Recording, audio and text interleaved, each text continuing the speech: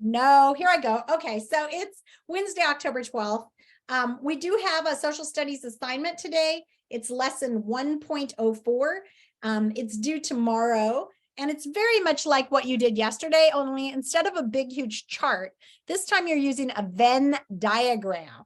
And so there was an example of one of those last time where you have two circles and where they cross over each other is the same. And then the outside is the compare and contrast. So let me show you what that assignment looks like. So this is assignment one. I'm sorry, I was saying 2.04, but it's actually 1.04. Sorry, I get my language arts mixed up. So here it is, 1.04. And you're looking at the Native American tribes of the Pacific Northwest, which is where we live, which is why I have some cool things to show you. They were all along this coast, the Tlingit, the Chinook, the Cowlitz, and they're still there today. I don't know if any of you have ever heard of like some of the Chinook Winds Casino or any of those things, but those are run by the Native Americans who still live in those areas today. And we have Native Americans probably in our school, which is pretty cool. And we're living on Native American land where all the Native Americans lived before we lived here. So here you're going to learn about the Native American tribes. You're going to learn about the Southwest culture. So this is the desert Southwest, very different from the Pacific Northwest, right? These two environments are not the same. And because of that, the people didn't live the same way. So here are some comparisons. They give you all sorts of information in the chapter. It's a pretty short chapter, only 6 pages long. What did I learn? You do a little self-check. And then when you get at the end, it says, what is my assignment? And they have you print out a Venn diagram with the Southwest natives, the Pacific Northwest natives, and both. It says complete the Venn diagram with information you learned about the Southwest and Pacific Northwest cultures. Include 3 or more facts for each category.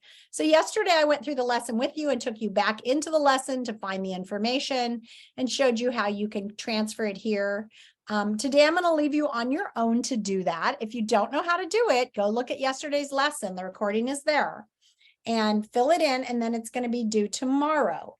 In the meantime, we're going to take a look at some of the Pacific Northwest tribes, and then I'm going to read you a story from the Pacific Northwest tribe. So when I was a little girl, I lived over in Vancouver, Washington, very close to an area where there were Native Americans.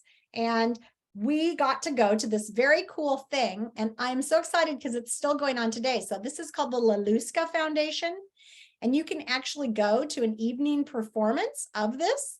You go there at night, you go into a longhouse, it's really smoky, and they perform the dances. So they come out and they dance and they tell stories.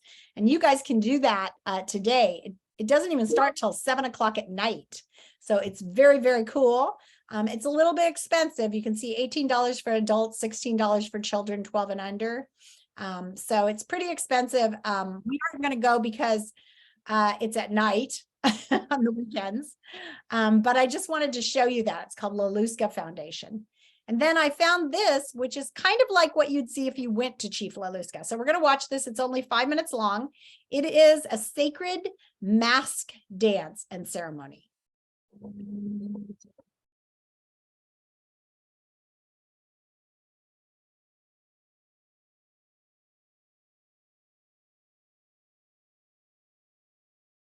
Why can't I hear it?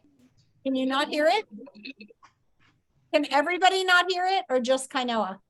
I can't hear it. I can't hear it. Put up a thumbs up if you can hear it. Let me optimize. Okay, so nobody can hear it. Let me stop my share, go back in and redo my share and make it optimized for sound. There we go. Okay, oh, that's interesting. The whole thing disappeared. Do you guys see it? Oh, there it is. Yeah. You see it now? Okay, Yeah, you see it clearly. Thumbs up if you can hear it. Can you hear it now? Thumbs up if you can hear it. From our very beginning, we were a world of transformation. We had all of our first ancestors transformed from other beings. And so from that point on, through our evolution, masks have played an integral part in the things we do, the things we say we stand for, the things we believe in. When we take these masks to dance, They're more than just intricately carved objects. They have a very real significance and symbolism. They relate to a lot of the things we perceive to be in a spirit world that we should acknowledge and understand, because that's where we all head in the final analysis. That's where we're going to be. The masks then become almost like snapshots of endless time.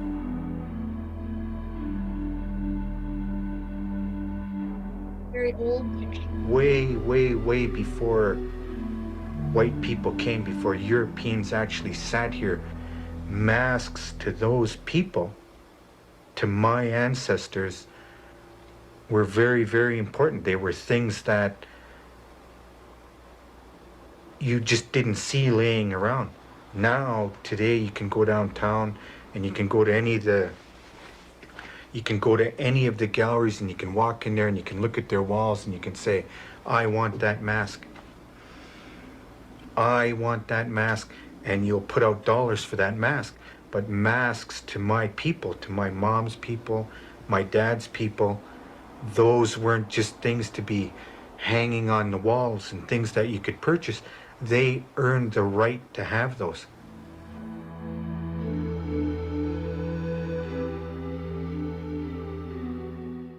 To really get inside the masks, we have to leave the galleries and museums far behind. We have to travel back and explore an age of secret societies and initiations, a time when supernatural creatures stalked the forests and men went in search of cannibal spirits. Amongst the Kwagyu people, one of the great passages of life was to become a hamatsa, a person who had successfully walked the fine line between the world of the living and the spirit realm.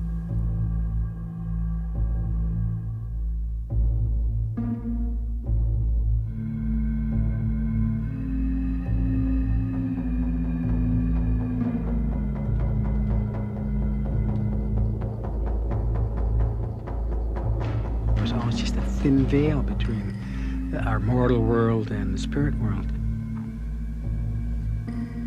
They had this very, very spiritual connection to everything around them. In the old days, when this young man was taken into the woods, he fasted and he prayed. During his initiation, the young hamatsa would come face to face with the cannibal spirit at the north end of the world. And it was at that point that he began to learn that there was more than one dimension to his existence, that there was a spiritual dimension as well. Bakbakwalanuksui was represented by bird monsters, Hook and the crooked beak of heaven. And it was here they battled together in a spiritual clash.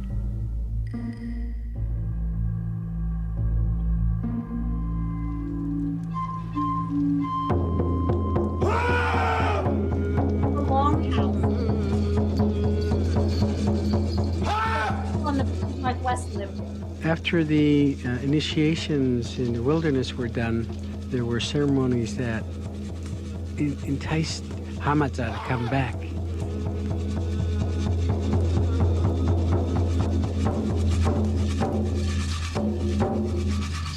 His first appearance, he would shriek a terrifying shriek that embodied all of the wildness in the soul and the spirit.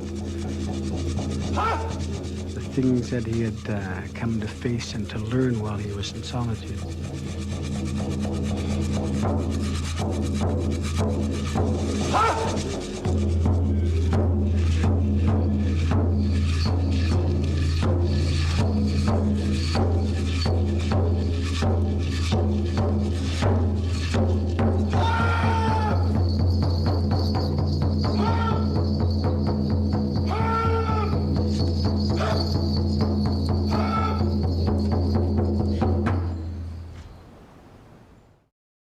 Wow. Something about that gave me the chills. Yeah, kind of cool, huh? How would you like it if part of growing up meant that you had to go out and live in the forest for a while and face monsters so that you could grow up? Nope, nope, nope, nope, nope, nope, nope, nope, nope, nope, Nope, nope, not your idea. So they used to have these things called coming of age ceremonies. A lot of cultures did, indigenous cultures, whereby you transferred from being a child to being a grown-up, and they would have you do something really hard, like go live by yourself for a while to kind of grow up. Amoy? That made me cold for some reason. Yeah, give you the shivers.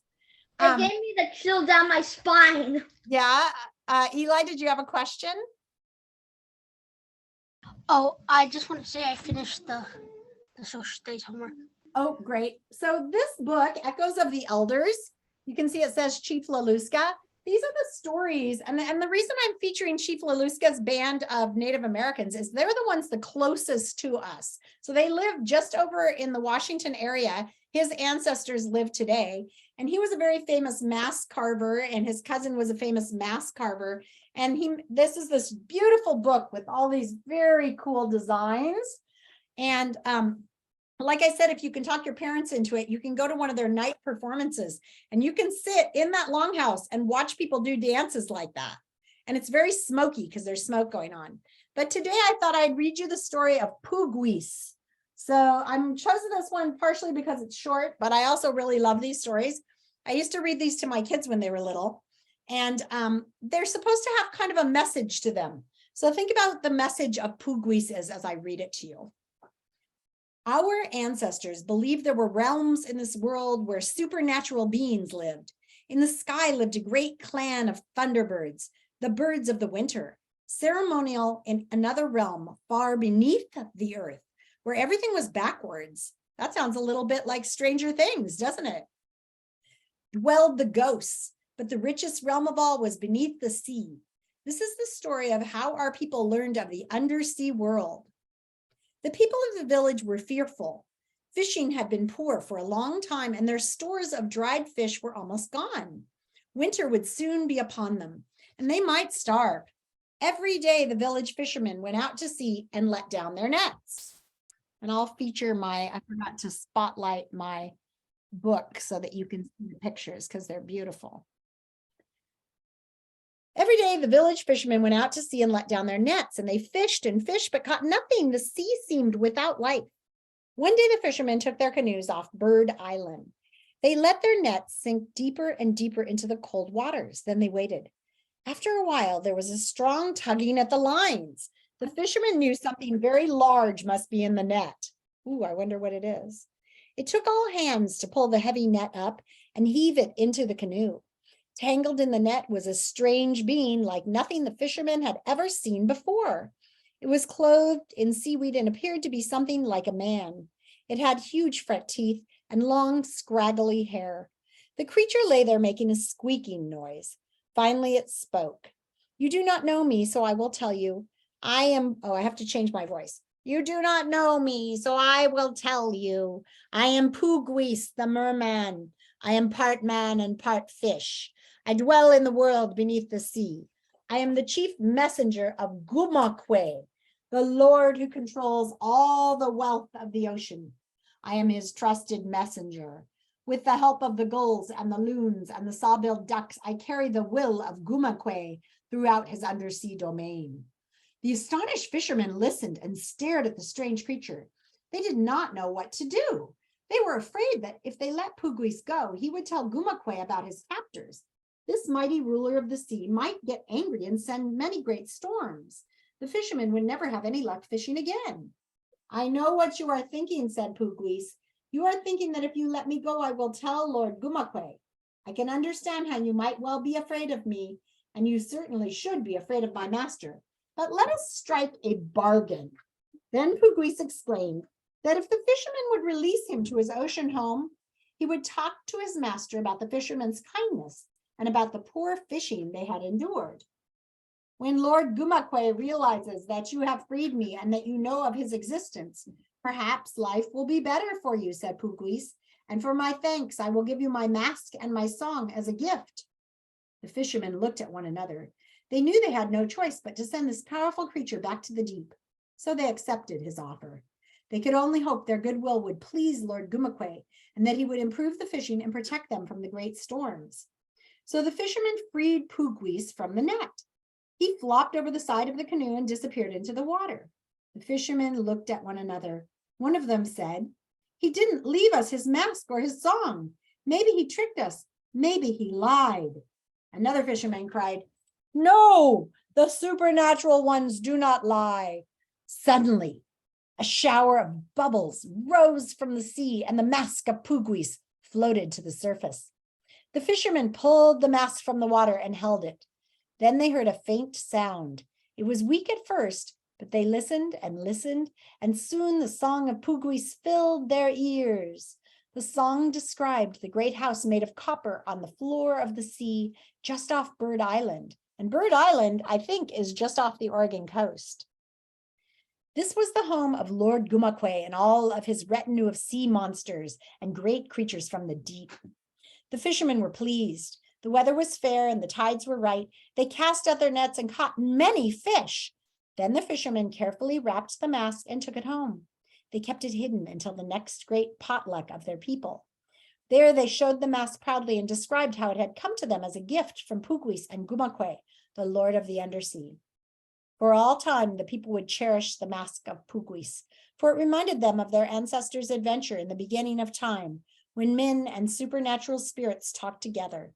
It reminded them why their fishermen were successful and safe upon the sea, and why their village was wealthy. Through this fateful encounter with Poogweese, the merman, the people, would feel kin to all the beings within the sea forever. That's the end of that one. There are many stories in here. This one's Beaver Face, and it's about a monster that steals children in the forest.